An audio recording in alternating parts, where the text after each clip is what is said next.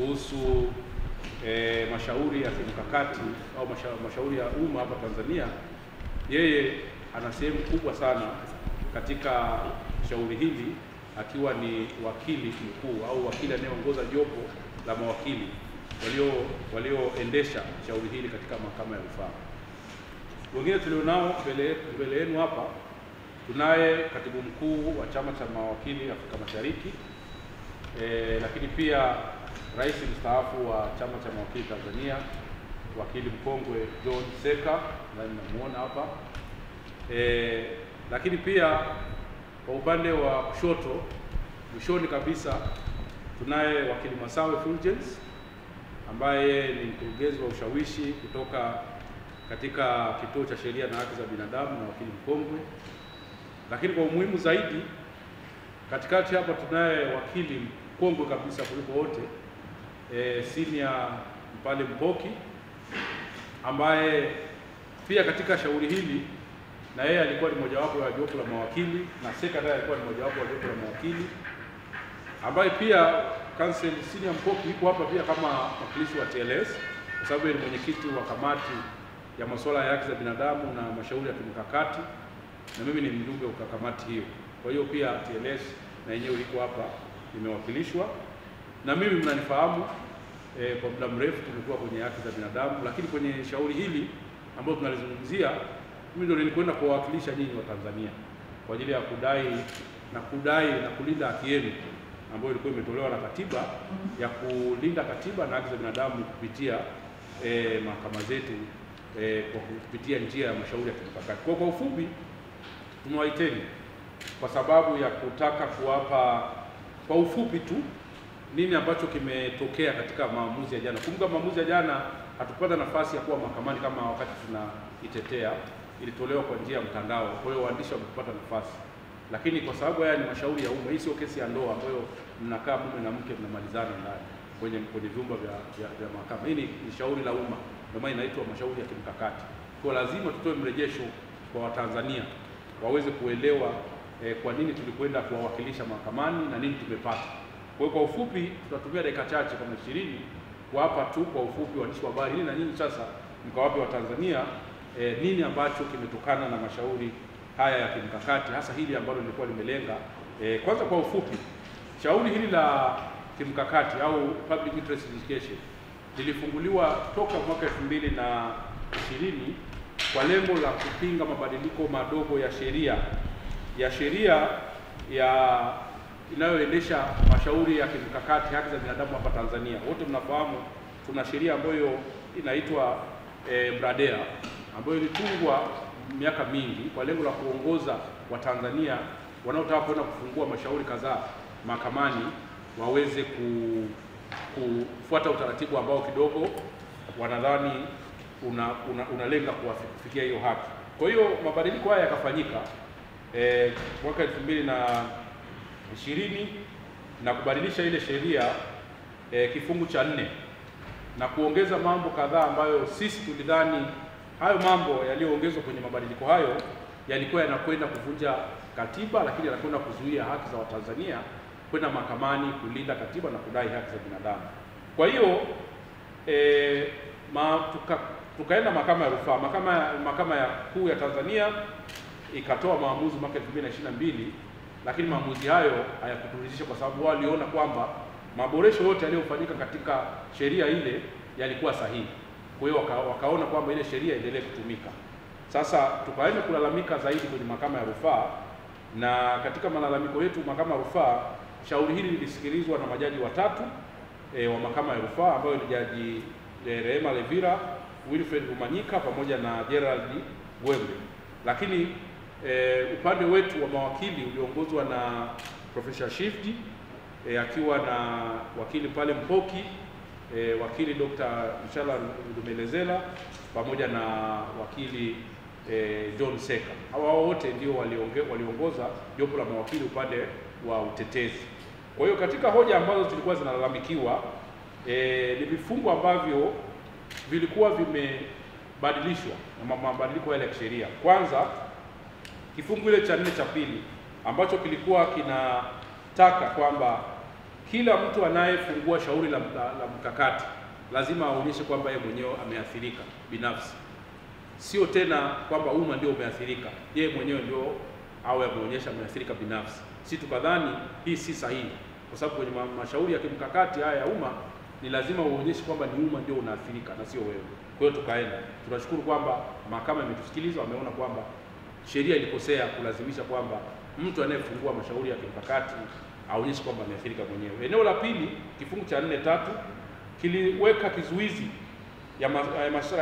kwenye maslahi haya ya umma kwamba mlalamikaji lazima aonyeshe walitaka kuunganisha katiba kifungu cha 26 na cha 30 ambapo profesa anakuja kukielezea vizuri zaidi. Lakini kifungu cha 4.4 kiliweka sharti kwamba mtu yote atakayefungua masharti haya hapaswi kuwashtaki viongozi wakuu waliotajwa pale: rais, makamu wa rais, spika, naibu spika, jaji mkuu. Itapaswa ufungue shauri kupitia mwanasheria mkuu pekee. Kwa tukadhani si sahihi, tukaenda mahakama ya rufaa na mahakama ya rufaa wamebadilisha, wameona kwamba sheria ilikosewa. Kingine ni kwamba kilikuwa kinamtaka mlalamikaji, kifungu kile cha 4.5, kwamba ni lazima atafute nafuu kupitia sheria nyingine, lakini si tukadhani si sahihi, kwa sababu mashauri haya ya kimkakati imetolewa moja kwa moja na ibara 26(2) ya katiba. Hakuna sehemu nyingine, na sehemu nyingine, sehemu pekee sheria ambayo imetoa mashauri haya ni katiba ya Jamhuri ya Muungano wa Tanzania. Kwa hiyo tulidhani hakuna nafuu yoyote nyingine inaweza kutafutwa nje ya kifungu hicho na Mahakama Kuu ya Tanzania. Kwa hiyo haya yote yakasikilizwa na maamuzi yakatolewa jana. Kama mlivyoona, maamuzi ya jana yamebadilisha, yametangaza kwamba kifungu chote hiki cha 4 cha sheria ya Bradea kimevunja katiba, ni unconstitutional. Kwa hiyo wakatoa maagizo kwamba ndani ya mwaka mmoja serikali pamoja na bunge wao wamebadilisha sheria hii na kufuta kabisa kifungu hiki ambacho kinavunja haki za Watanzania kulinda katiba, kwenda mahakamani kulinda haki za binadamu. Kwa hiyo kwa ufupi, hayo ndio maamuzi ambayo yametokana na maamuzi ya jana katika shauri lililokuwa katika mahakama ya rufaa, na tungependa sasa leo, kwa sababu tupo hapa na jopo la mawakili, muweze kupata ufafanuzi kwa kina zaidi. Nini hasa maana ya hukumu hii? Nini hasa maana ya shauri hii? Kwa ufupi tu ni kwamba tunashukuru sana mahakama, tunashukuru sana mawakili kwa sababu tumelinda katiba ya Jamhuri ya Muungano wa Tanzania. Sheria ile ilikuwa imepoka haki za Watanzania ambazo zilitolewa na katiba ibara 26. Lakini sasa mahakama ya rufaa imetoa mwongozo kwamba ni hata siku moja haitakaa itokee tena kwamba kutakuwa na sheria au taratibu mwingine ambao utalazimisha mtu yeyote anayetaka kwenda kulinda katiba au haki za binadamu mahakamani atakiwe kuonyesha kwamba yeye mwenyewe ameathirika binafsi. Kwa hiyo ni maendeleo makubwa katika sekta yetu ya haki za binadamu. Jurisprudence yetu hii inaendelea kukua kupitia maamuzi haya. Kwa ufupi, mimi naomba niishie hapa. Sasa nimkaribishe Profesa Shivji ambaye alikuwa ndio anaongoza jopo hili, ili na yeye muweze kumsikia kwa yale ambayo alipenda kuyasisitiza zaidi kuhusiana na shauri hili. Karibu sana Profesa. Sasa nawashukuru nyinyi wanahabari katika mwito wetu na kuja leo kuhusu jambo ambalo kwa upande wetu tunaona ni na umuhimu wa kipekee katika maamuzi yanayotolewa na mahakama yetu, mahakama ya juu kabisa, mahakama ya rufaa. Maamuzi ambayo yalitolewa jana ya kesi hiyo ambayo ndugu yangu hapa ameeleza vizuri, mimi sitarudia. Kwanza kabisa nianze kupongeza jopo la majaji walioamua kesi hiyo. Sio kawaida sana kupongeza mahakama na kutoa uamuzi,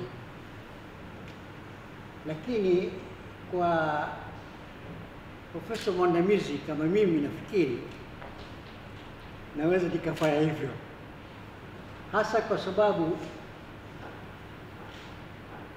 uamuzi wa jana kwangu mimi binafsi ilikuwa ni faraja mkubwa sana. Katika ualimu wangu wa karibu miongo minne, nimewafundisha mawakili wengi sana wa pande zote mbili, wakili wa serikali na mawakili binafsi, na pia baadhi ya majaji wa mahakama kuu na mahakama ya rufaa. Kwa hivyo naposikia uamuzi uliotolewa jana au uamuzi kama ule, inanipa faraja kubwa sana. Jambo la pili, ningependa kusema kwamba jopo la majaji liliongozwa na Jaji Levila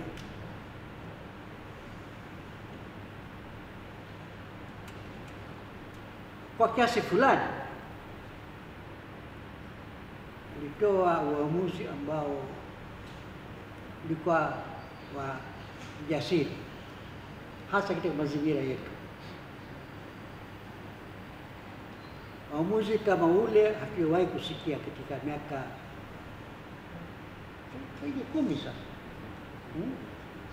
Ya. Kutokana na sababu mbalimbali ambazo sitaingia kwa sababu nitaambia sasa unaingia kwenye siasa. Marekebisho yaliyofanywa mnamo mwaka 2020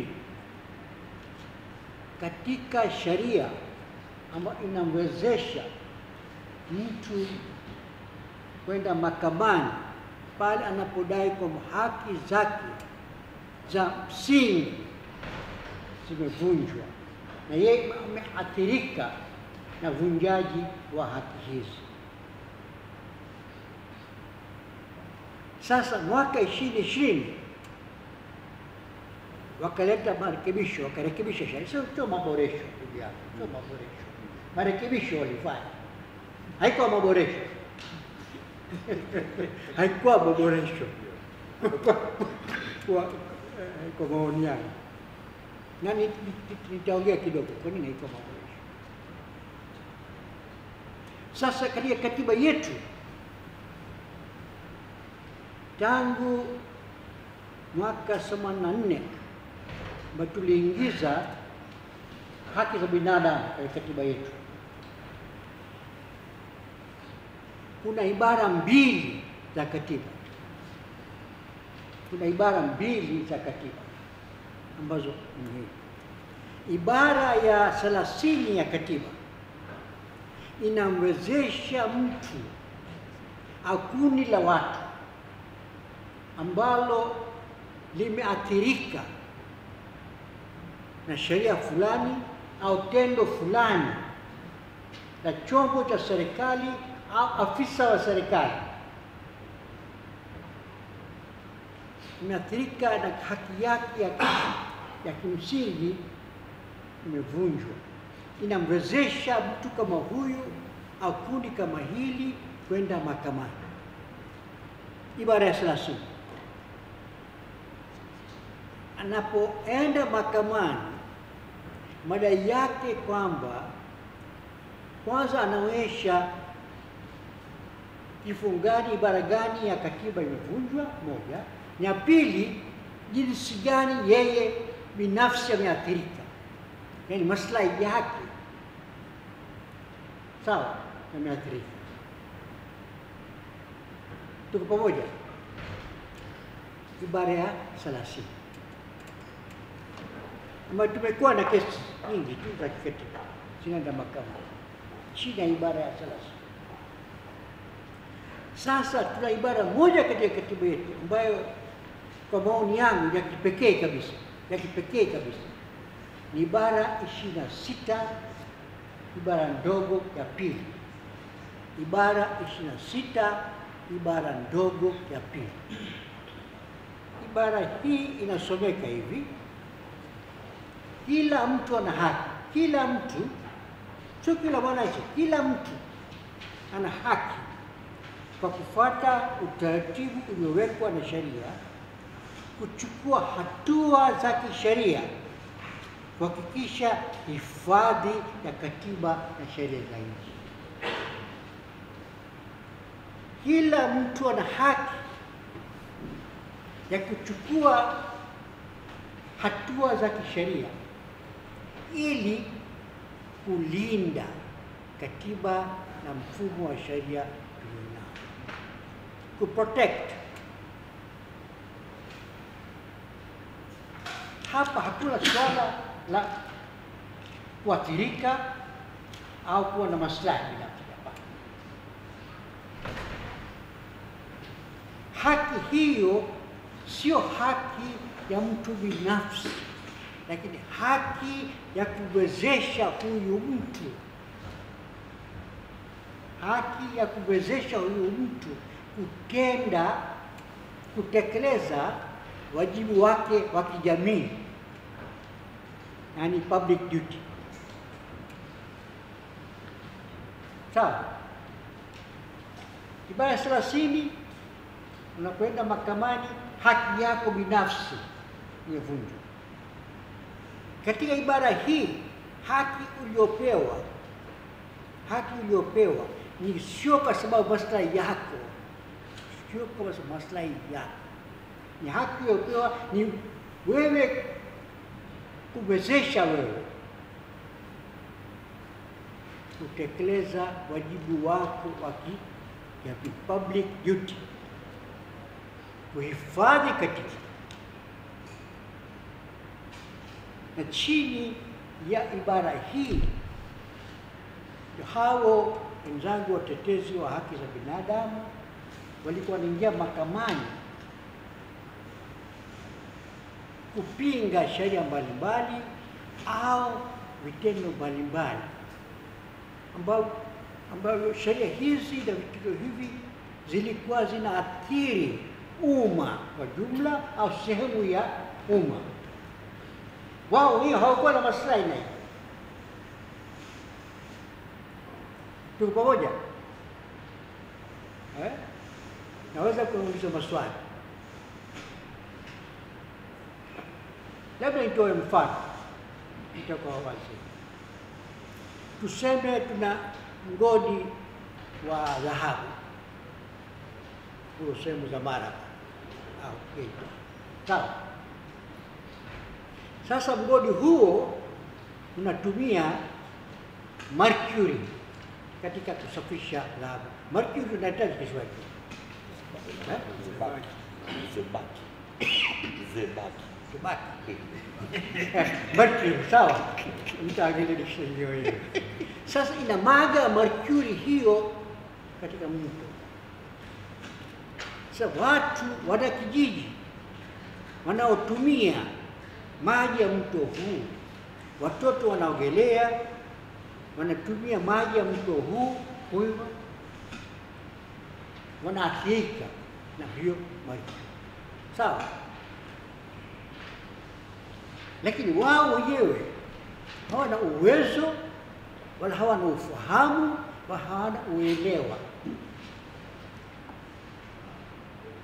bakupinga jambo hili. Zaidi labda wanaenda kulalamika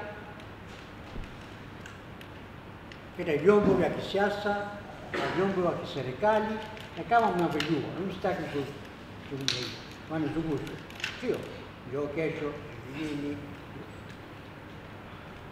wao na habari kwamba haki yao ya msingi kuishi maisha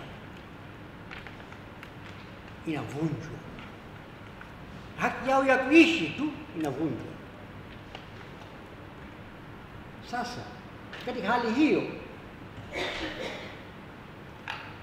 tuseme mhadhiri wa chuo kikuu ameguswa,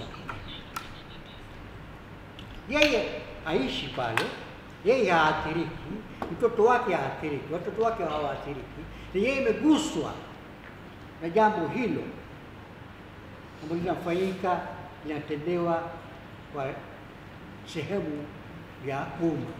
Hawa wanakijiji anachofanya nini? Anaenda mahakamani chini ya ibara 26 ibara ndogo ya pili. Malalamiko yake kwa mahakama ni kwamba, waheshimiwa majaji, kule Geita kuna jambo linatokea ambalo linaathirika sana haki ya sehemu ya umma ya kuishi. Kwa hivyo mimi nimekuja mbele yenu kutekeleza wajibu wangu wa kijamii kwa niaba ya hao. Sawa? Na naomba ninyi ndio kufanya uamuzi. Kwa hiyo kama mahakama ndio chombo cha mwisho kulinda haki za wananchi, haki za binadamu, haki za kuishi, ambayo ni haki ya msingi kabisa. Sio haki zingine zote zinategemea haki ya kuishi. Tuko pamoja? Hali hiyo ndio sasa huyu mhadhiri au ndugu yangu hapo Ole anaingia mahakamani. Mimi naona ni muhimu ieleweke hiyo. Kwa nini nasema hivyo? Kwa sababu siwalaumu watu wetu, wala siwalaumu wanahabari, na laumu tujilaumu sisi wenyewe. Masomo tunafanya mambo hayo, lakini inabaki kwetu. Masomo sisi wengine tunajadili tu miongoni mwetu, hatuchukui fursa ya kuwasiliana na umma, unaelewesha. Ndio maana muhimu, ndio maana nilimwambia rafiki yangu hapa kwamba jamani, uamuzi huu umetoka, itisha wanahabari ili tuweze kuwasiliana na umma, na kiungo kati sisi na umma wetu ni kiungo muhimu sana. Sasa marekebisho yaliyofanyika mwaka 2020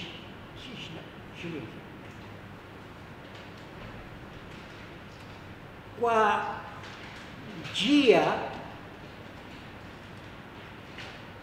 ya sheria ya kawaida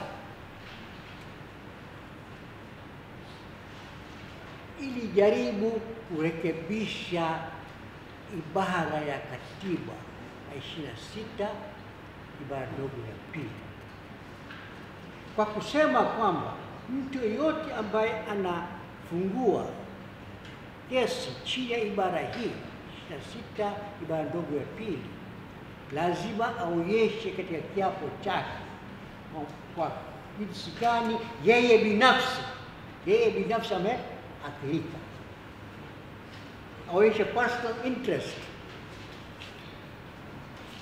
ambayo kiume kabisa na ibara yake.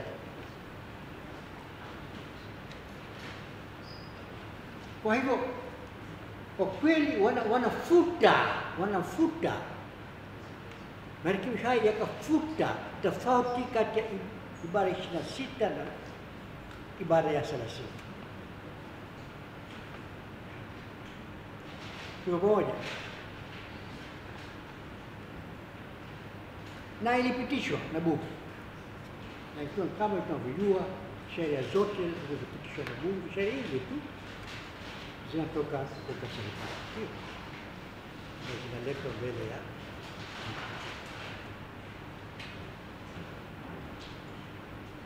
hiyo sheria ilipopitishwa na bunge, na bado ilikuwa haijawa kubalika na Mheshimiwa Rais wakati ule, Mheshimiwa Magufuli, sasa marehemu. Mimi niliandika makala kusema kwamba marekebisho hayo kwa kweli ni kiume cha haki, na kwa mlango wa nyuma inarekebisha katiba yetu ambayo sio sahihi.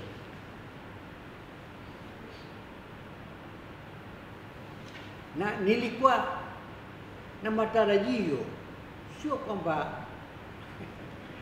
nilikuwa na matumaini kwamba labda Mheshimiwa Rais hata sign. Of course kesho yake amesign, ikawa sheria. Ndio sheria tuliyokuwa tunapinga mahakamani, sawa. Wakaenda Mahakama Kuu kama inavyotakiwa kwa taratibu. Mahakama Kuu ikatupilia mbali kesi yao, wakakata rufaa.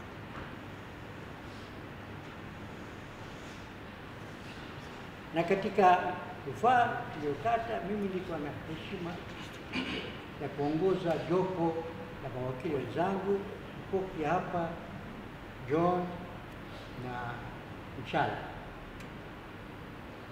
Mshala bado nafikiri anasherehekea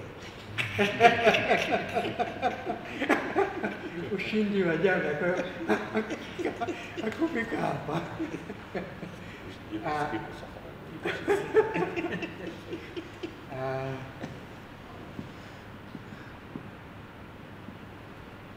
Jambo la pili katika marekebisho haya ambayo pia ni muhimu sana ni kwamba unapofungua kesi mahakamani, kwa mfano kwa jambo limetokea,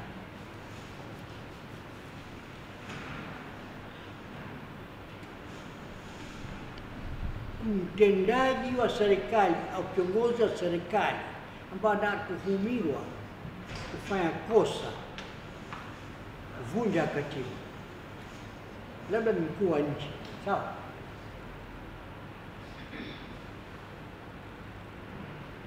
Kwa hiyo unafanya nini? Kabla ya marekebisho haya, unafungua kesi Mahakama Kuu,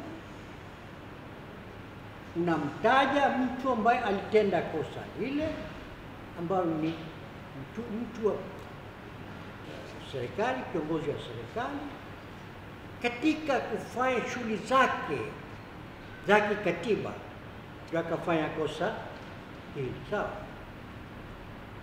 Unamtaja yeye kama mkuu wa nchi, unasema kabisa Rais wa Jamhuri ya Muungano wa Tanzania, na unamtaja wakili mkuu, mwanasheria mkuu wa serikali, Attorney General.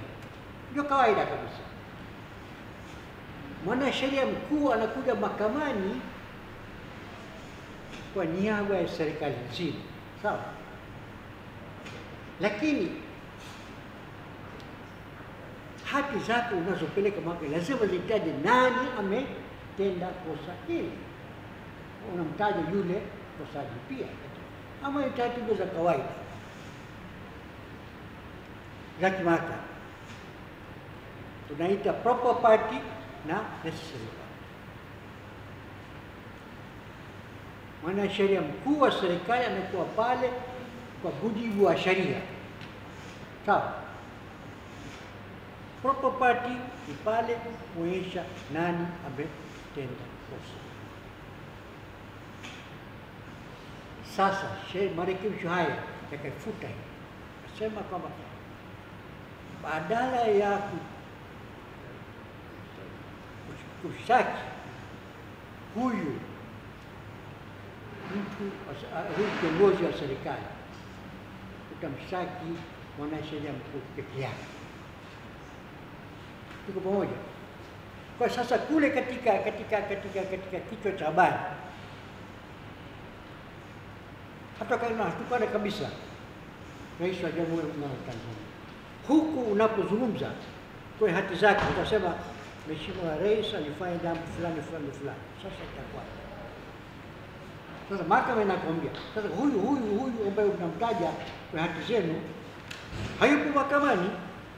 Sasa nataka nifanye nini? Siwezi kumhukumu bila yeye kupewa nafasi ya kusikilizwa, sio?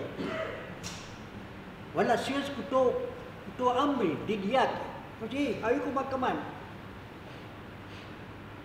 Naona hii ambayo ni sheria ilikuwa ni 7. Ilikuwa ni absurd.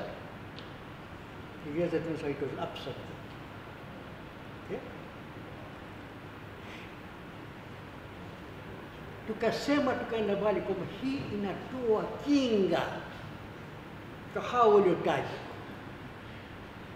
Rais, makamu wa rais, nafikiri waziri mkuu, spika, jaji mkuu na kadhalika. Ni aina ya kinga kwa hawawezi kushtakiwa mahakamani. Sasa tukasema hii haifai. So sisi ni nchi, ni jamhuri, sio ufalme.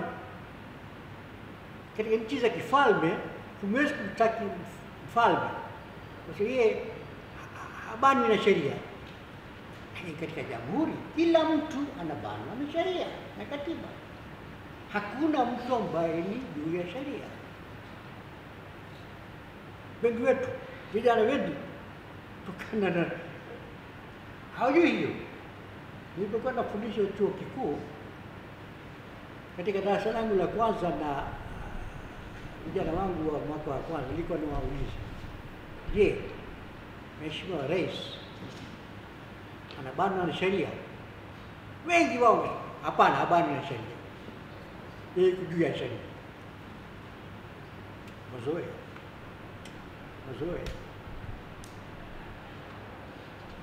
Bwana Rais kama kuendelea kuona urais wa kifalme, imperial presidency. Sisi tukapinga hii. Ninafurahi kwamba mahakama imetukubalia hoja zetu zote tulizotoa, hoja 8 katika rufaa yetu, zote zimekubaliwa na mahakama, na mahakama imesema wazi bila kutafuna maneno kwamba hayo marekebisho kifungu ndogo cha 2, 3, 4 na 5 ya kifungu cha 4 katika sheria hiyo ni batili, haina nguvu za kisheria kwa sababu ni batili, ni kinyume cha katiba. Nishie kwa kusema kwamba uamuzi huo ulikuwa uamuzi nahitaji ujasiri hata mahakamani kwa uamuzi kama matumaini yangu ni kwa wenyewe wanahabari pia mtajifunza kutoka na hii, kuwa na ujasiri na kutoa taarifa za ukweli.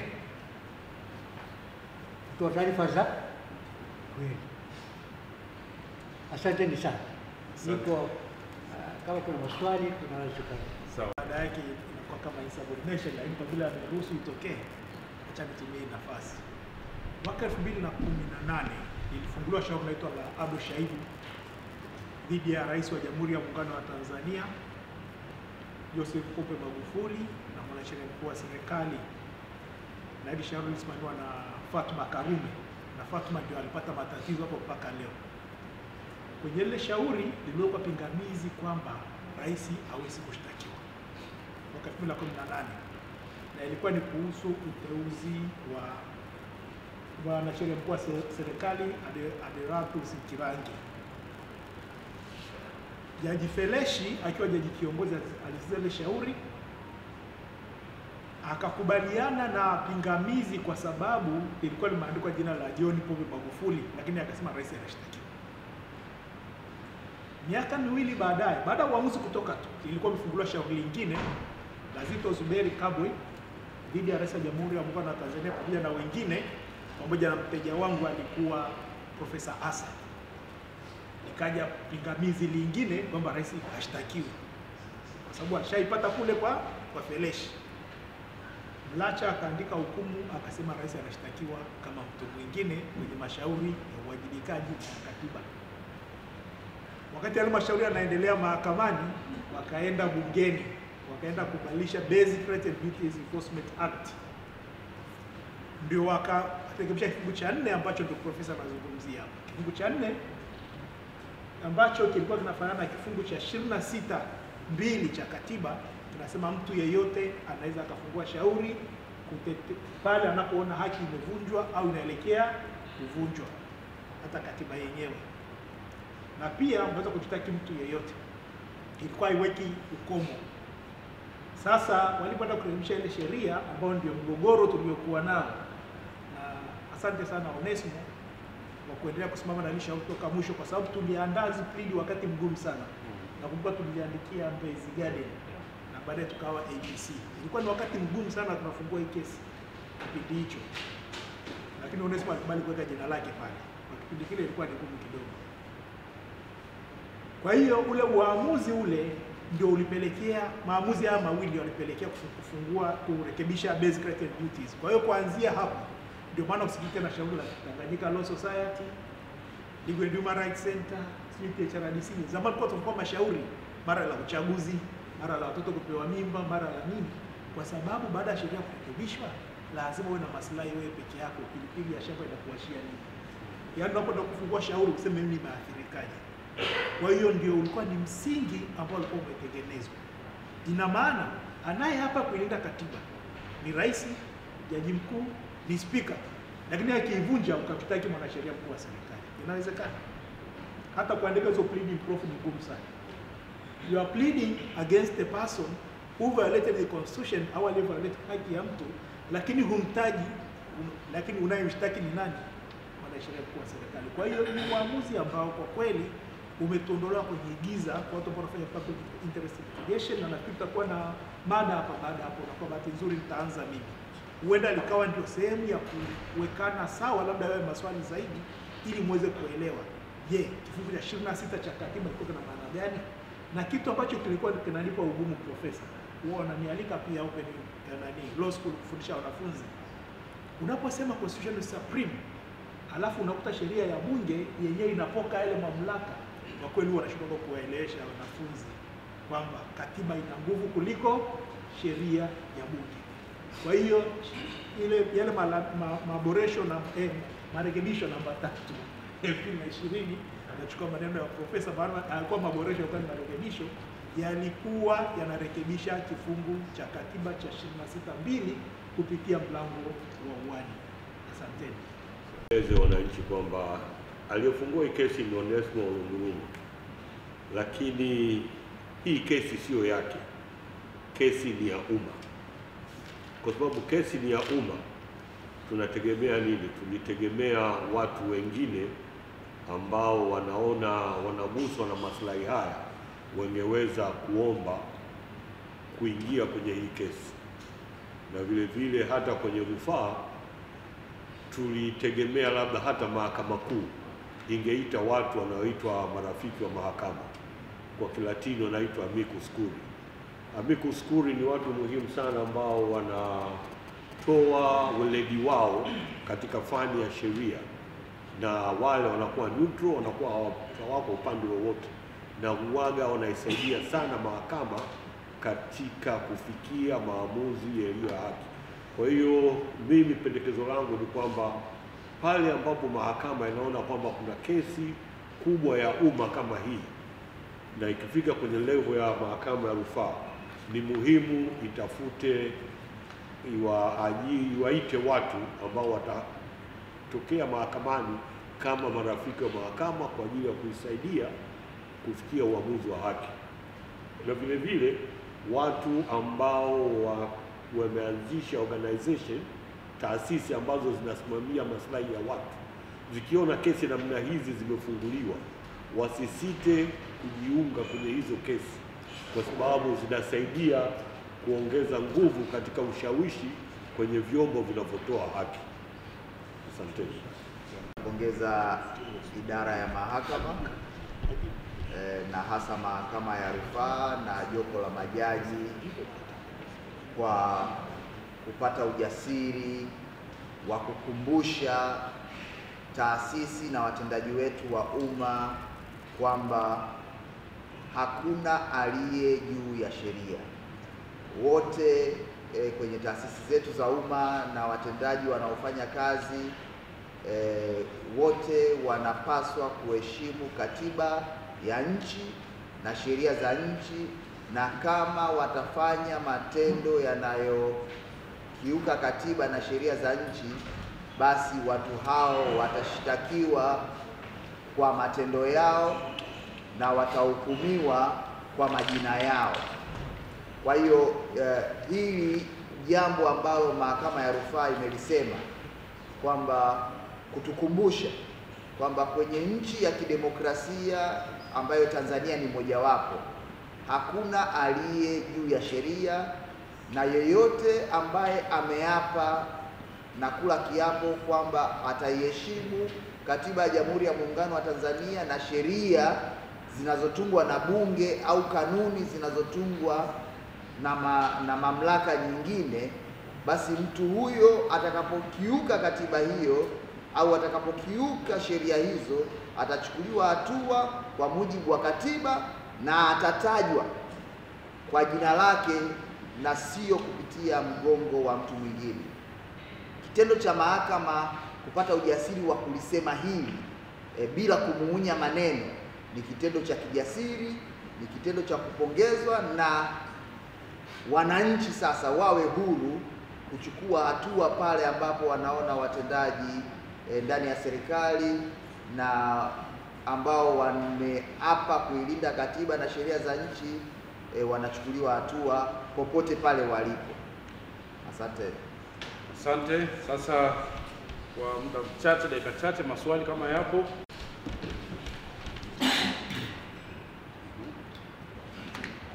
Asante. Profesa kidogo pale amezungumzia kwamba hizi sheria zimepita bungeni. Labda kwa tathmini yako baada ya uamuzi huu unatoa picha gani kwa bunge letu ambalo liliweza kupitisha sheria hii? Labda pia swali lingine ni kuhusiana na michakato hii sheria zinapokuwa zinatungwa, labda nyie kama wagombezi wa masuala ya sheria, ushirikishwaji unakuwaje ili kuepuka athari kama hizi, na kuna muungano wa kuwashirikisha watu kama nyie kama wagombezi? Mwingine ile maswali yalikuwa kwa pamoja. Kuna mwingine mwenye swali? Asante. Mimi naomba kujua sasa hapo kama marekebisho yanaweza kufanyika. Sawa. Asante. Mwingine? Swali la mwisho kama hakuna, dada pale kwa Jamhuri. Sawa. Sawa. Sauti.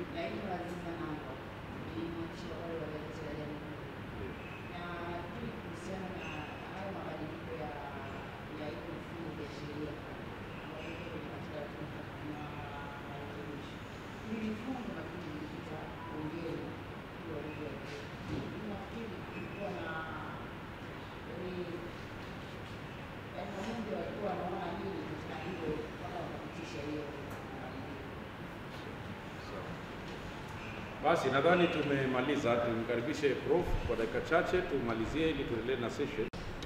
Mchakato wetu wa kupitisha sheria, hatuna kanuni kwamba pale ambapo kuna sheria muhimu naletwa bungeni, bunge linakuwa na nafasi ya kamati zake kuwa na kitu kinaitwa public hearing. Watu wanaweza kaenda kutoa maoni yao, na lengo la hii ni kwamba kusaidia wabunge, waheshimiwa wabunge, kuelewa mambo vizuri ambayo yanakuja mbele yao. Okay? Kwa sababu bunge letu lina watu zaidi ya 300. Hatuwezi kutegemea kwamba kila mbunge ataelewa umuhimu au undani wa sheria wananchi na wetu. Na kwa kuwa katika bunge zetu nyingi za Afrika wabunge wengi ni kutoka chama tawala, na serikali pia inatoa chama tawala. Kwa hiyo katika mabunge yetu hatuoni kama kuna upingamizi, kuna mjadala. kuhusu hiyo sheria.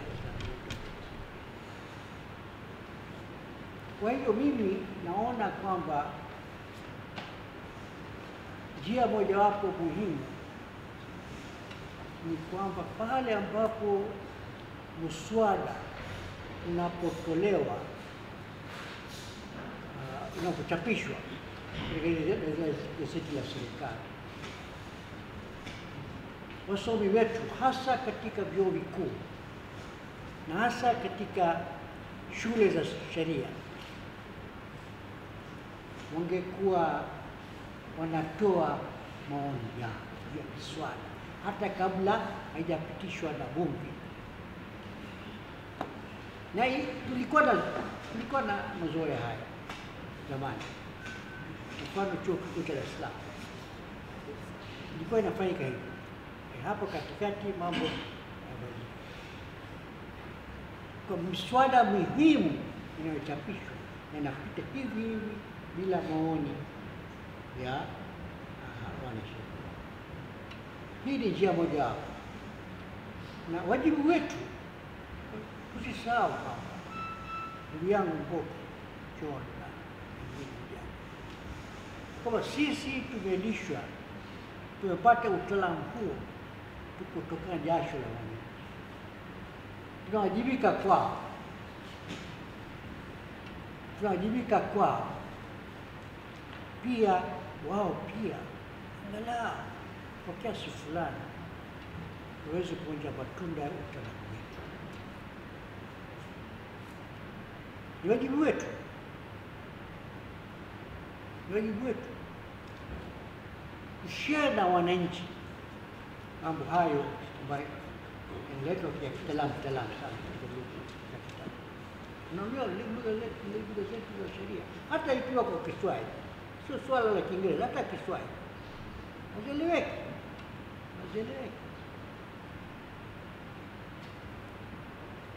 Kwa hivyo nafikiri ni jambo mojawapo, na katika hili wanahabari wanakuwa nafasi kubwa sana.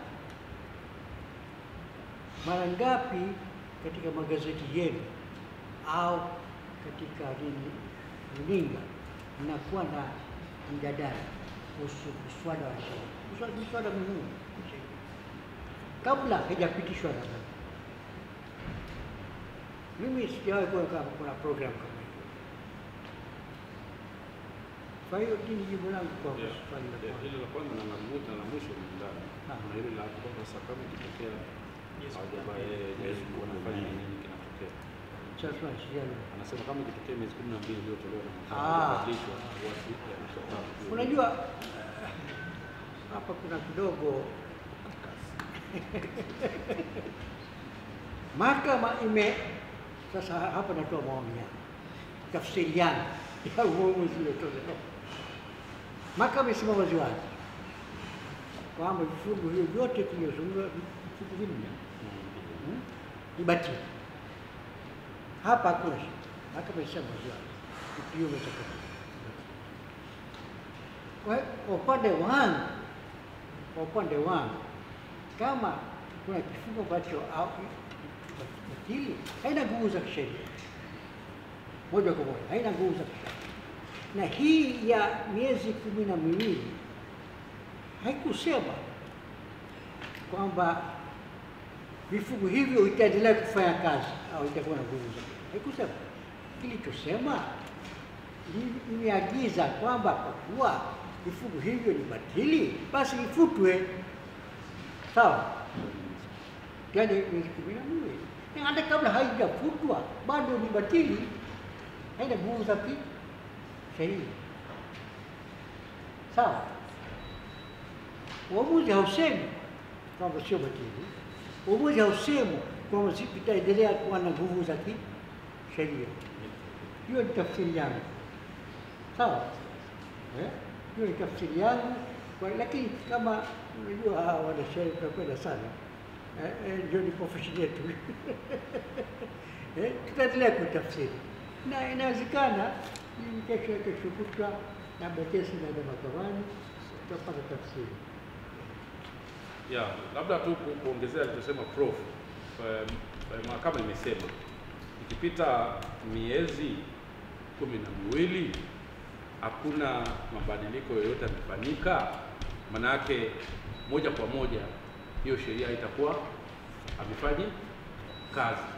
Umeelewa Yaani kwamba umepewa nafasi kwa sababu mbunge, swala la bunge ni swala la mchakato, sio la lazima at least tena sasa hivi tunakwenda kwenye uchaguzi na nini, ni swala lakini ikitokea miezi 12 hivi vifungu havijaondolewa kwenye sheria hii, manake havitaweza hata kama vikibaki havitaweza kuwa na nguvu tena. Kwa hiyo at least swali lako kwamba ikitokea kama umeuliza kwamba ikitokea miezi 12 imeisha, tayari hukumu imesema the act shall no legal force ikitokea kwamba imekuwa hivi. Nadhani tumeelewana. Kwa hiyo tunawashukuru sana waandishi wa habari na Watanzania wote ambao mnatusikiliza. Tulitaka kuwapa majibu ya yale ambayo mtuma kwenda kuwatetea mahakamani, na majibu ya mahakama ndio haya. Na waandishi wa habari tunaomba, naamini kila chombo cha habari kitapata cha kuandika. Najua kuna mirengo tofauti, mahakama imesifiwa, kuna hoja zingine nyepesi, kila mtu atapata mahali pa kutokea. Unasikia ndugu yangu dada Kwa hiyo tunatakie kila laheri katika uandishi wenu. Sawa. Kwa elimu hizi na mengine mengi, usisahau kutembelea katika kurasa zetu za Facebook, Twitter, Instagram pamoja na YouTube.